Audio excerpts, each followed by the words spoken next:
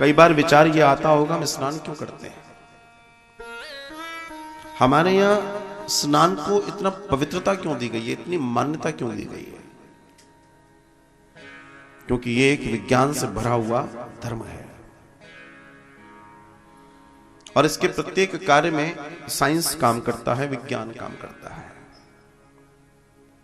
जब भी हम किसी तीर्थ में जाते हैं वहां स्नान करते हैं और स्नान करने के बाद ही हम अन्य दर्शनों की ओर जाते हैं। जो भी दर्शन है वहां के, उसके पीछे का जो सबसे बड़ा कारण है वो कारण है कि जिस जगह जा रहे हैं हम और आप, जिस जगह जा रहे हैं, सबसे पहले उस तीर्थ के कुंड, नदी, तालाब, पोखर में स्नान करके उस तीर्थ की ऊर्जा को हम सोख लें, अपने शरीर में प्रवेश करा दें। और जब हम ये कार्य कर लेते हैं तो उसके बाद जब हम दर्शन करते हैं तो उस दर्शन का प्रभाव, उस दर्शन का लाभ हमारे जीवन में करोड़ों गुना बढ़ जाता है। क्योंकि अगर हम थके हुए कहीं से गए हैं और हमने सीधे जाकर दर्शन आदि इत्यादि कर दिए तो उस थकान और उस समय हमारे शरीर में जो पोर्स में पसीना घुसा हुआ है, गंदगी घुसी हुई है, मिट्टी घुसी हुई है, वो उस ऊर्जा को, जो मंदिर की ऊर्जा है, उसको हमारे शरीर में प्रवेश करने का साधन बन नहीं पाती। उस वजह से वहां की ऊर्जा हमारे शरीर में, हमारे मन में, हमारे अंतर में नहीं पा पाती और उसके वजह से ही हमारे लिए जो लाभ होना चाहिए वो नहीं हो पाता।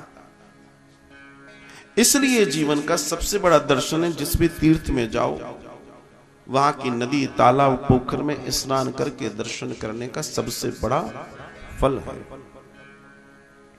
क्योंकि हमारी शरीर के पोर्स खुलते हैं और वो जो ऊर्जा है वहां अरबों खरबों सालों से वो ऊर्जा हमारे शरीर के अंदर प्रवेश करती है और जब ऊर्जा शरीर में प्रवेश करेगी तो शरीर एक्टिव होगा। चलो मैं तीर्थ की बात तो बाद में करूं, पहले मैं आपसे एक छोटी सी बात करता हूं। जब भी आप थके मांदे घर आते हैं तो आप शावर लेते हैं, आप स्नान करते हैं। स्नान करने के बाद आपके अंदर जो स्थिति होती है वो कैसी होती है? आप स्फूर्ति आ जाती है, आप में आपकी थकान मिट जाती है, आपको अच्छा फील होता है। आप घर गए, आपने कहा खाना, आपसे किसी ने कहा भोजन, नहीं पहले मैं नहाऊंगा फिर खाना खाऊंगा। बिना नहाए खाना खाने में जो आपकी ऊर्जा है वो अलग होती है, खाना नहाने के बाद जब आप भोजन पाएंगे तो आपकी ऊर्जा अलग होगी। सोचिए, जब छोटे मोटे खाने से इतनी ये सारी चीजें हैं तो विचार करके देखिए इतने बड़े दर्शन का लाभ हमारे को कितना मिलता हो। विचार कीजिए। तो ये है सनातन धर्म के अंदर इस सिद्धांत का सबसे बड़ा दर्शन, जिससे हम अपने जीवन को सुखमय आनंदमय बनाते। एक डुबकी, वो एक डुबकी नहीं है, वो पूरे शरीर का सौभाग्य है, उस शरीर के एक एक रोम का सौभाग्य है। और इसी दर्शन को हमारे यहां पवित्र स्नान कहा गया है। हर जगह स्नान की चर्चा है, हर जगह कुंड मिलेंगे, हर जगह तीर्थ, हर तीर्थ में मिल जाएगा आपको। ऐसे ही नहीं है, उसके पीछे वैज्ञानिक दर्शन है, हजारों दर्शन है उसके पीछे, एक एक महिमा है उसके पीछे। तो एक डुबकी आस्था की लगाने के लिए जीवन में लोग कितनी दौड़ लगाते हैं, लेकिन साफ देखो ना, उस डुबकी के अंदर ऐसा नहीं कि तुमने डुबकी लगाई नीचे भगवान मुस्कुराते हुए मिल गए, ऐसा भी नहीं है। ऐसा भी नहीं है कि डुबकी लगाने से तुम्हें सोने का कंगन मिल जाए, कंगन छोड़ो अंगूठी मिल जाए, ऐसा भी नहीं है। तो क्या है आखिर जो इतने वर्षों से, हजारों लाखों वर्षों से हिंदू मान्यताओं के अनुसार एक डुबकी के लिए लोग हजारों किलोमीटरों का, सैकड़ों लोग विदेश से आते हैं कुंभ आदि में तो कि हम डुबकी लगाएंगे।